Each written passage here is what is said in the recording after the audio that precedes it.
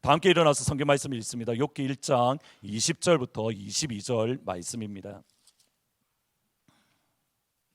욥기 1장 20절부터 22절 말씀입니다. 세 절 말씀 다 같이 한 목소리로 같이 읽습니다. 시작. 욥이 일어나 겉옷을 찢고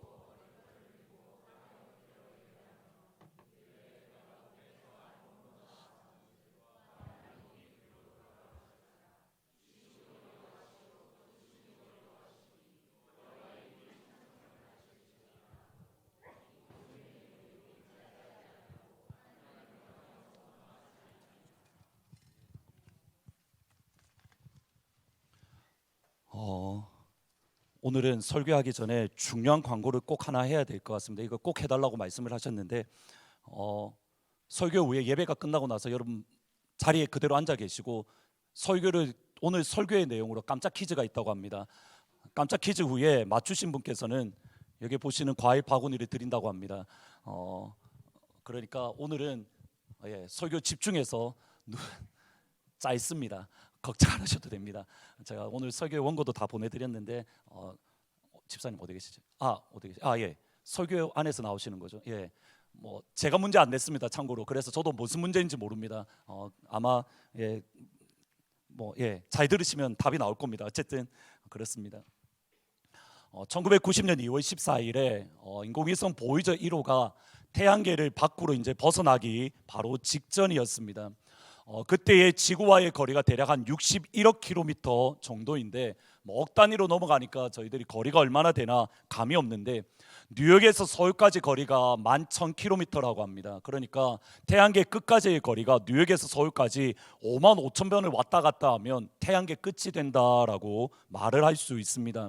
그 정도로 먼 곳 태양계의 마지막 끝자락에서 인공위성을 돌려서 지구 사진을 찍었습니다. 한번 보여주시면 여러분 지금 이것이 태양계 끝에서 이것도 확대한 그림인데 태양계 끝에서 찍은 사진입니다. 벌써 보여주셨군요. 사실은 숨은 그림 찾기였습니다. 지구가 어디 있을까요? 라는 숨은 그림 찾기였는데 한 번 더 넘겨주시면 여기가 지구라고 합니다. 그러니까 이게 또 확대한 그림인데 태양계 끝에서 보면 어떻게 이야기하냐면 조그만한 푸른 점이다. 그래서 학자들은 이거 조금만 늦게 넘겨주시면 좋을 것 같습니다. 오늘은 조금만 늦게 보내주시면 좋을 것 같습니다. 그 방금 보셨던 그 푸른 점 지구를 뭐라고 이야기하냐면 창백한 푸른 점이라고 부른다고 합니다. 이 프로젝트를 담당했던 칼 세이건이라는 천문학자가 그 푸른 점 사진을 보면서 이렇게 말을 합니다. 여기 있다. 여기가 우리의 고향이다. 이곳이 우리다. 우리가 사랑하는 모든 이들, 우리가 알고 있는 모든 사람들, 당신이 들어봤을 모든 사람들, 예전에 있었던 모든 사람들이 이곳에서 삶을 누렸다. 여기 태양빛 속에 떠돌아다니는 먼지의 티끌 위에 살았던 것이다. 위대한 척하는 우리의 몸짓, 스스로 중요한 존재라고 생각하는 우리의 믿음, 우리가 우주에서 특별한 위치를 차지하고 있다는 망상은 저 희미한 파란 불빛 하나만 봐도 그 근거를 잃는다. 칼 세이건이라는 천문학자는 태양의 끝자락에서 하나의 창백한 푸른 점에 살아가는 우리 사람 인류는 아무것도 아니라고 말을 합니다.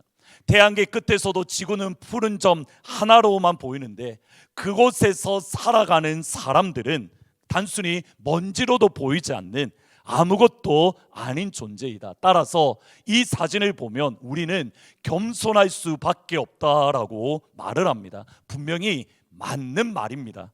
우리는 아무것도 아닙니다. 태양계 끝에서는 지구 위에만 올라가도 여기 있는 사람들이 아무도 보이지 않을 정도로 우리는 먼지 위에서 살아가는 또 다른 먼지 같은 인생, 분명히 사람은 아무것도 아닙니다.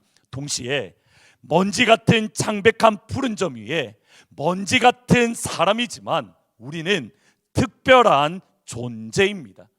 푸른 점 위에 살아가는 먼지 같은 우리의 삶은 즐거움과 고통, 행복과 아픔, 기쁨과 눈물로 가득한 신비이고 또는 미스테리, 놀라운 비밀입니다. 그러기에 C.K. 체스턴이라는 영국의 작가는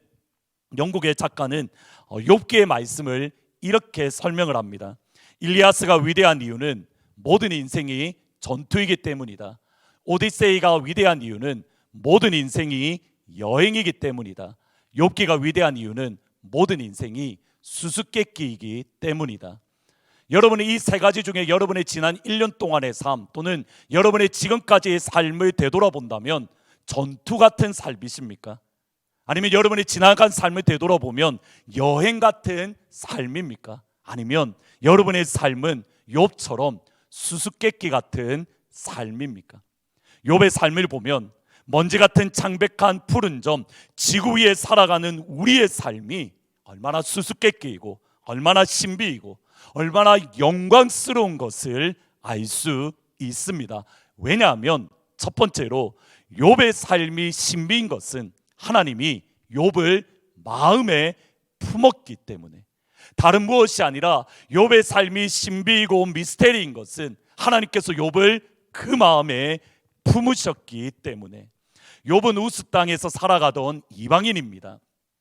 이스라엘 백성이 아니라는 겁니다. 욥기 1장에 보면 우스 땅에 살아가는 이라는 우스라는 말이 나오는데 학자들에 따라서 어디인가 의견이 조금씩 다릅니다. 어떤 학자는 요단강 건너편에 있는 에돔, 그래서 욥이 에돔 사람이다라고 말하기도 하고, 또 어떤 학자는 메소포타미아 지역에 살아가는 메소포타미아인이다라고 말합니다. 우리가 정확한 위치는 알 수 없지만 분명한 것은 욥은 이스라엘 백성, 다시 말하면 아브라함의 자손이 아닙니다. 분명히 이방인이지만 그럼에도 욥은 온전하고 정직하며 하나님을 경외하고 악에서 떠난 믿음의 사람, 하나님의 사람으로 하나님은 그러한 욥을 유익 있게 보시고 하나님은 그러한 욥을 마음으로 품으시고 계십니다. 1장 8절의 말씀해 보시면 이렇게 말씀합니다. 같이 한번 읽어보십니다. 시작. 여호와께서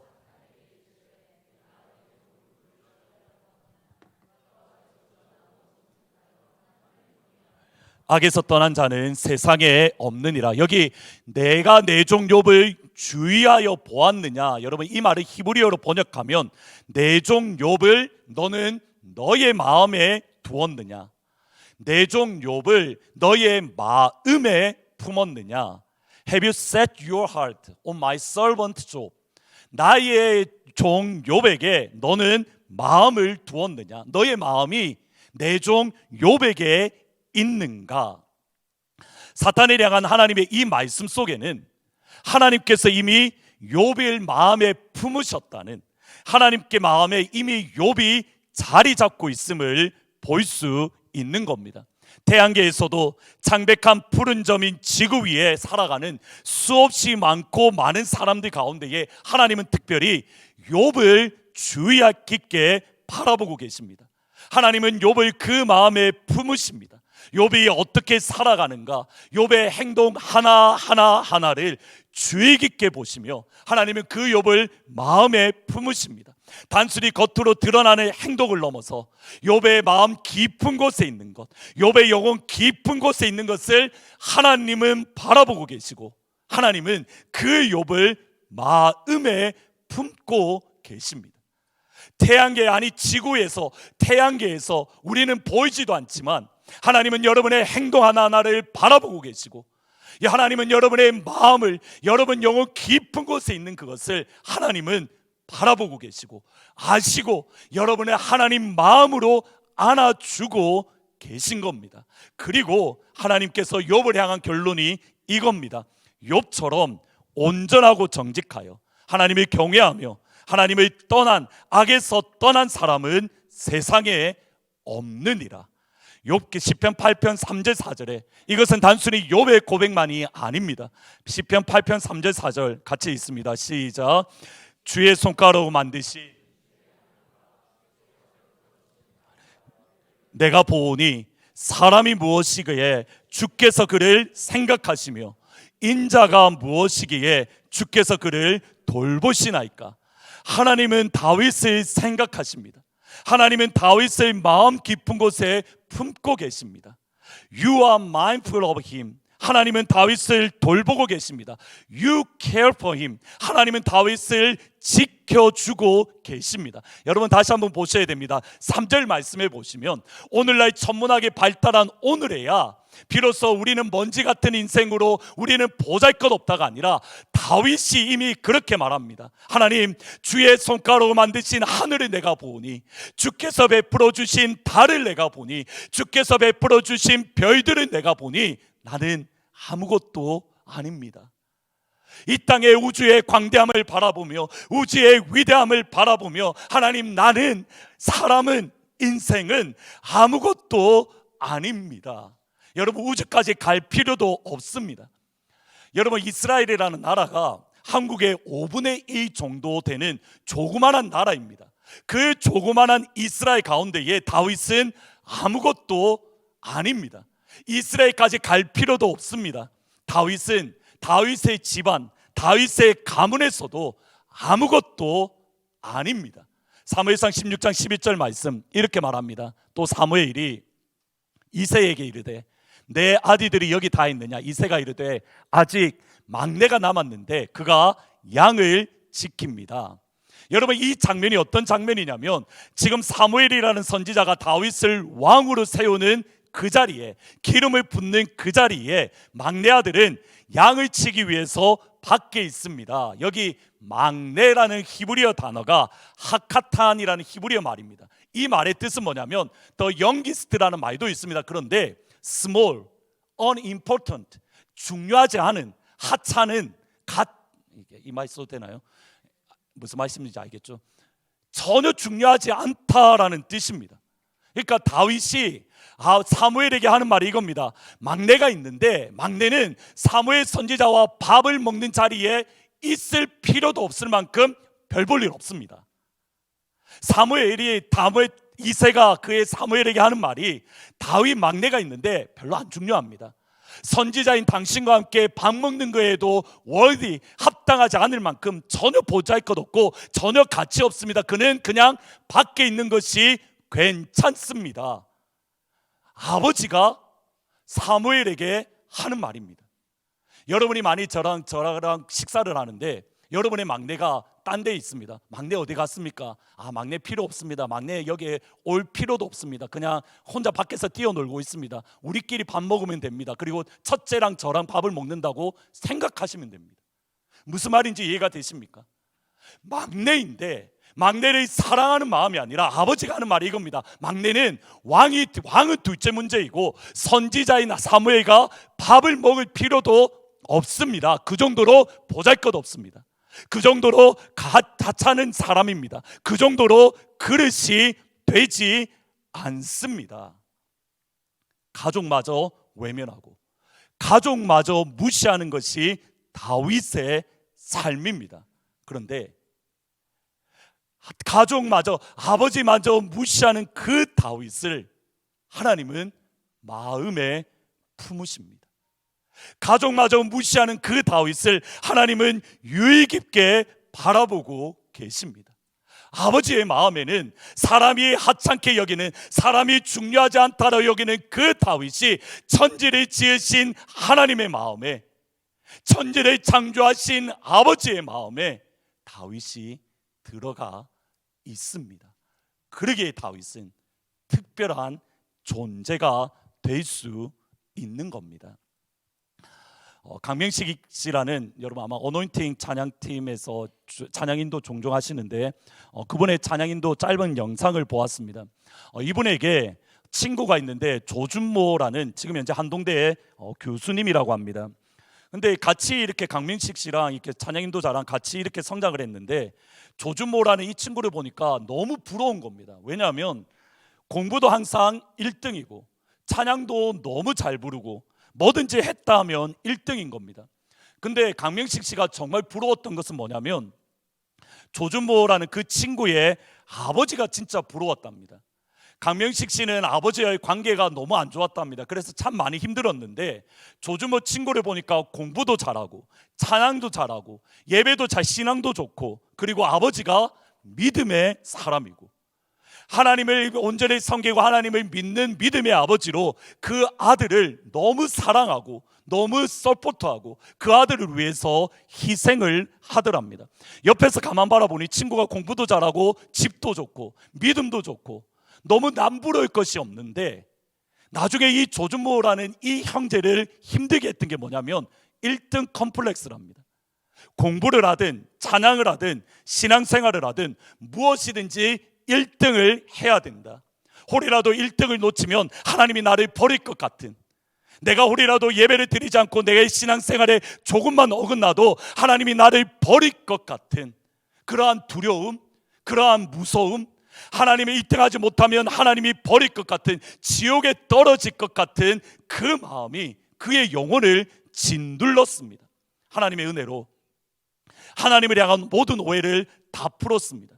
하나님은 그러한 하나님이 아니라 내가 1등을 하든 내가 꼴찌를 하든 내가 세상에서 성공을 하든 성공을 하지 않든 하나님은 나를 사랑하시고 하나님은 나를 기뻐하시고 하나님은 나를 붙들고 계신다, 이 사실을 인정하게 되었고, 그 이후에 결혼을 하고 자녀를 낳았는데 그 아들의 이름을 요엘이라고 했습니다. 자기가 아들을 낳고 요엘이 하루는 잠을 자는 때에 아들을 가만 바라보니 갑자기 한 마음이 들더랍니다. 요엘아, 아빠는 하나님을 오해해서 내 마음이 너무 힘들었어. 하나님이 1등을 안 하면 하나님이 나를 버리는 줄 알고 나는 너무 마음이 괴로웠고 영혼이 힘들었어. 근데 너는 하나님을 온전히 알고 하나님 사랑 안에서 하나님 안에서 거할 수 있으면 좋겠어. 그 마음으로 시를 쓰기 시작하는데 이런 시입니다. 하나님이 너를 만드셨잖아. 너를 가장 잘 알고 계시겠지. 너가 만일 아프거나 잘못되면 하나님이 너를 고쳐주실 거야. 하나님이 너를 만드셨으니까. 하나님은 너를 절대 포기하지 않아. 내가 1등이 아니어도 내가 꼴찌여도 하나님이 너에게 원하는 것은 너 자신이야. 다른 무엇이 아니라 하나님은 너만을 원해. 너를 향한 하나님의 생각은 내가 하나님을 생각하는 것과 차원이 다르니 하나님을 오해하지 말고 하나님 안에 거해. 하나님은 너를 만드신 분, 너를 가장 많이 알고 계시면 하나님은 너를 만드신 분, 너를 가장 깊이 이해하신단다. 하나님은 너를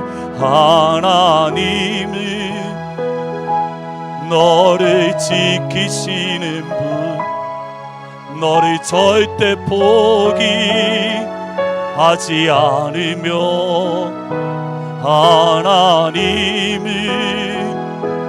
너를 지키시는 분, 너를 쉬지 않고 지켜보신단다. 그의 생각 셀 수 없고 그의 자비 무궁하며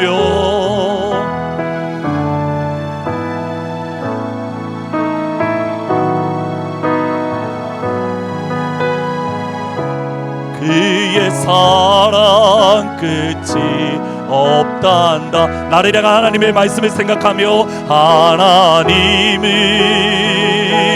너를 원하시는 분, 이 세상 그 무엇 그 누구보다 하나님은 너를 원하시는 분, 너와 같이 있고 싶어 하신단다. 하나님은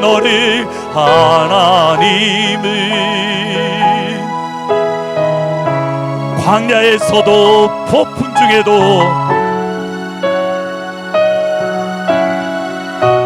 하나님은 너를 인도하는 분,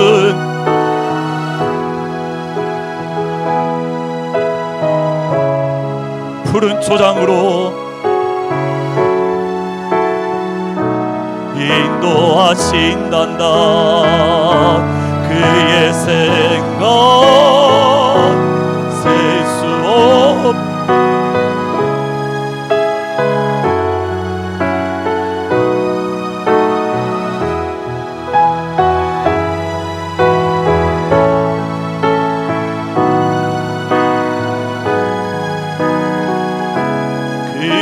사랑 끝이 없단다. 여러분, 이 찬양의 가사가 제목이 그의 생각인데 그 옆에 보면 이렇게 되어 있습니다. 요엘에게. 처음에 이 찬양을 지은 것을 보았을 때에 믿음의 아버지 밑에서 성장한 것, 그리고 그가 항상 1등한 것, 역시 믿음 안에서 살아가는 친구들은 다르구나, 그 생각을 했는데 알고 보니 이면에는 그 아픔이 있었던 겁니다. 나는 하나님을 오해했기에 나는 오랜 시간 동안 이렇게 아파하고 힘겨워하며 마음 졸였는데 너만은 그러지 않으면 좋겠어. 너만은 하나님을 오해하지 않고 하나님의 은혜 안에서 하나님의 사랑을 누리며 너만은 살아가면 좋겠어. 여러분, 이번 주 다가오는 목요일 날 땡스기빙 데이 때 여러분의 자녀들과 만날 겁니다. 여러분, 무엇을 말해 주시겠습니까? 무엇을 여러분의 자녀들에게 알려주시겠습니까? 네가 이 땅을 살아가면서 좋은 대학교 가야 되고 좋은 데 취직해야 되고 네가 성공해야 되고, 아닙니다. 여러분의 자녀들에게 이것을 알려주기를 예수의 이름으로 축원합니다. 여러분의 자녀들에게 1등하지 못해도 돼. 하나님 사랑하면 돼. 네가 밑에 뒷바닥에 떨어져 있어도 하나님 너를 버리지 않았어. 하나님 여전히 너를 사랑하셔. 하나님 마음에 너가 안에 품고 계셔. 여러분이 여러분의 하나님을 오해해서 아파했던 것, 하나님 이해할 만한 하나님을 오해하지 않고 평생의 주의 사랑 안에서 포도나무이신 예수님께 딱 붙어 있어서 하나님이 일생 동안 열매를 맺는 자녀가 되게 해 주십시오. 여러분, 이것을 남겨줄 수 있는 사랑 우리 교회 모든 성도가 되기를 주의 이름으로 축원합니다. 여러분이 그러한 존재입니다. 여러분이 먼저 그러한 존재입니다. 여러분이 잘났어도 아니고 여러분이 못났어도 아니고, 여러분 세상 사람들이 뭘 알아주면 어떻습니까? 세상 사람들이 여러분이 조롱하면 어떻습니까?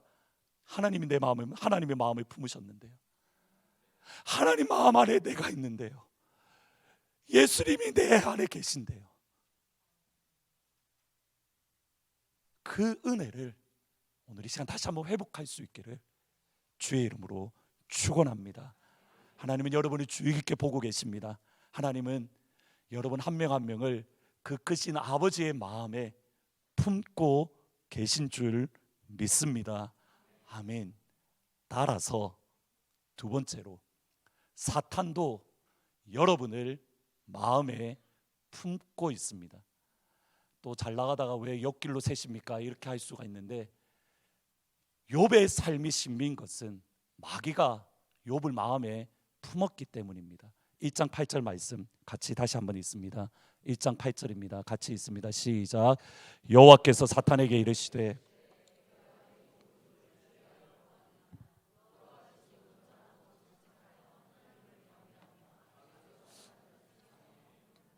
내가 내 종 욥을 주의하여 보았느냐. 하나님께서 사탄에게 하는 말이 이 말입니다. 야 사탄아, 욥이 네 마음에 있니?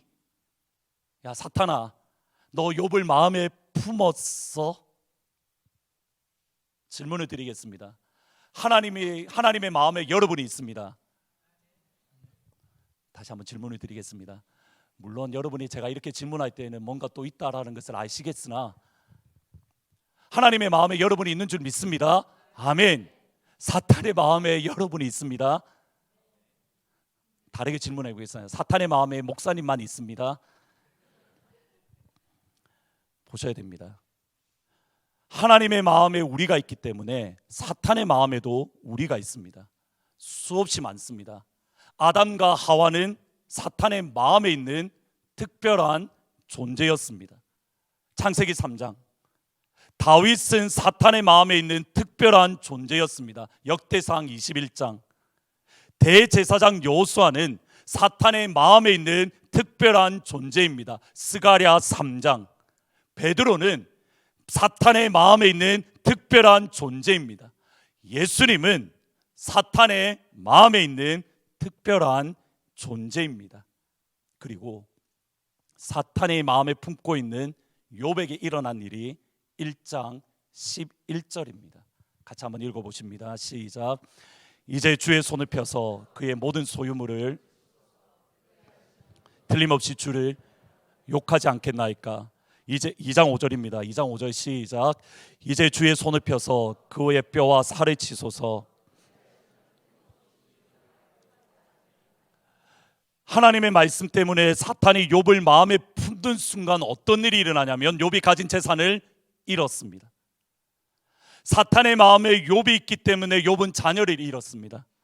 사탄의 마음에 욥이 있었기 때문에 욥은 그 건강을 완전히 잃었습니다. 하나님이 욥을 마음에 품고 계시기에 욥은 특별합니다. 사탄이 욥을 마음에 품고 있기 때문에 욥은 특별합니다. 여기서 중요합니다. 욥을 마음에 품은 하나님, 사탄의 마음에 품은 하나님, 그 목적과 의도는 전혀 다릅니다. 요한복음 10장 10절, 도둑이 오는 것은 도둑질하고 죽이고 멸망시키는 것뿐이요 내가 온 것은 양으로 생명을 얻고 더 풍성히 얻게 하려는 것이라. 욥이 재산을 잃고 자녀를 잃고 건강을 잃은 것은 하나님이 그를 마음에 품었기 때문입니다. 그리고 하나님의 마음에 품는 순간 재산을 잃고 자녀를 잃고 건강을 잃은 하나님의 뜻은 욥으로 하여금 생명을 얻고 더 풍성히 얻는 것. 욥이 재산을 잃고 자녀를 잃고 건강을 잃은 것은 사탄이 그의 마음에 품었기 때문입니다. 사탄이 마음에 품음으로 재산을 잃고 자녀를 잃고 건강을 잃은 사탄의 목적은 욥을 도둑질하고 욥을 죽이고 욥을 멸망시키기 위함입니다. 오늘 말씀의 핵심은 여기에 있습니다. 하나님이 마음에 품으실 정도로 욥에게 원하신 것은 무엇입니까? 반대로 사탄이 마음에 품을 정도로 욥이 하지 않으면 되는 것이, 하지 않았으면 하는 것은 무엇입니까? 다시 말하면 하나님이 정말 기뻐하시는 것, 반대로 사탄이 진짜 싫어하는 것, 그것이 무엇입니까? 1장 9절에서 10절 말씀, 하나님이 정말 원하시고 사탄이 정말 싫어하는 것, 마음에 품을 정도로 하나님이 원하시고 마음에 품을 정도로 사탄이 정말 싫어하는 것 무엇인가? 2장 9절 10절 같이 한번 읽어봅니다. 시작. 사탄이 여호와께 대답하여 이르되 10절 주께서 그와 그의 집과 그의 모든 소유물을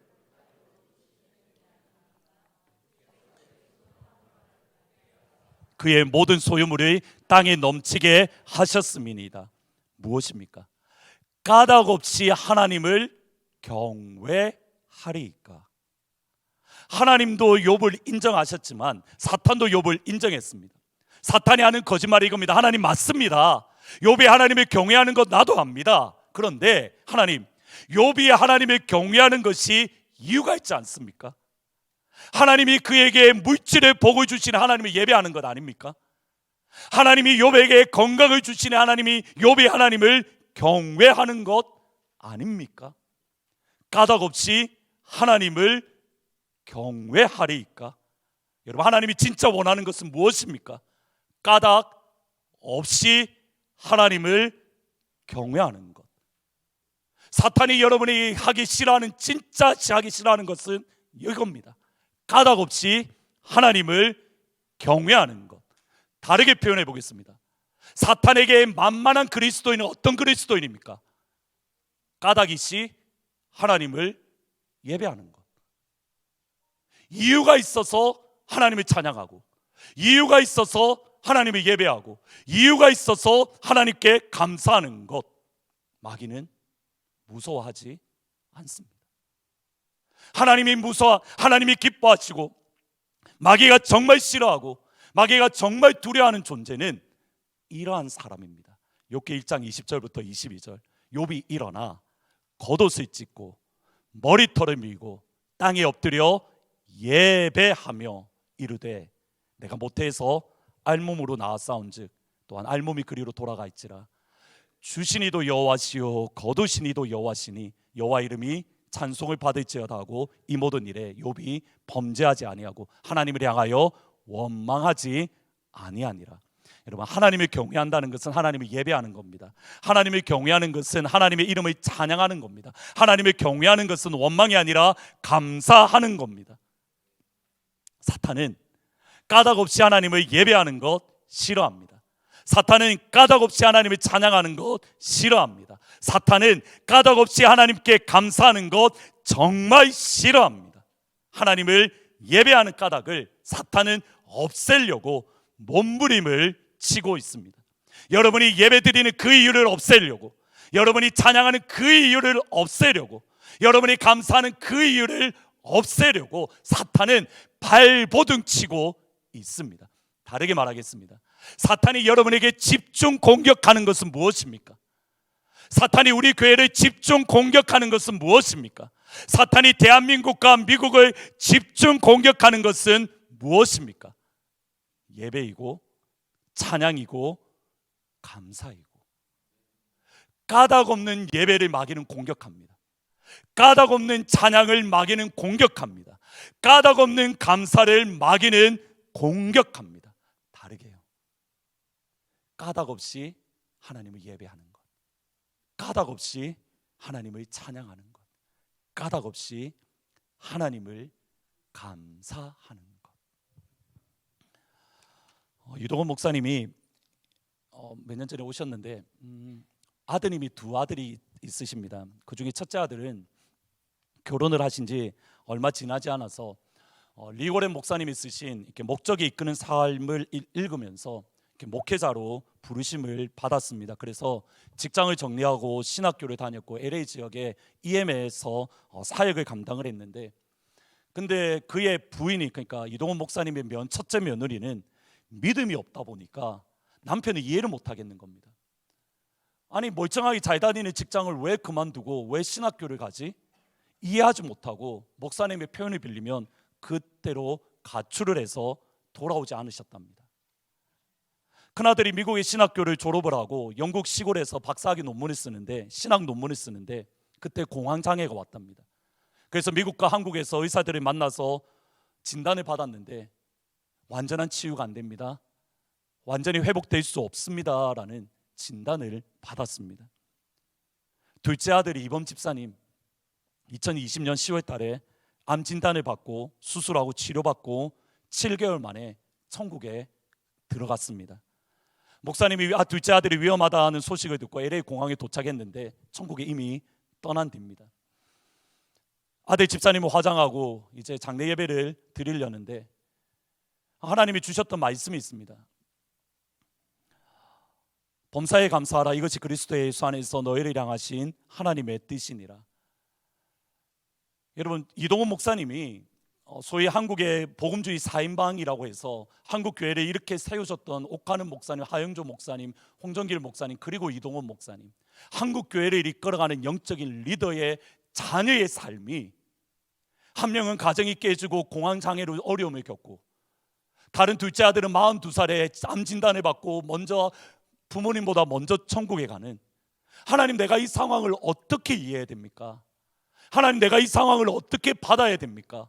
근데 하나님, 데살로니가전서 5장 18절 범사에 감사하라, 이것이 예수 안에서 너희를 향하신 하나님의 뜻이니라. 하나님, 진짜요? 목회자인데 그 말씀이 받아들이지지 않더랍니다. 하나님, 이 말씀이 나에게 주신 말씀이라면 하나님, 내가 어떻게 해야 되겠습니까? 몸부림치는 가운데에 10가지 감사 제목을 하나님 앞에 그 시간 올려드렸습니다.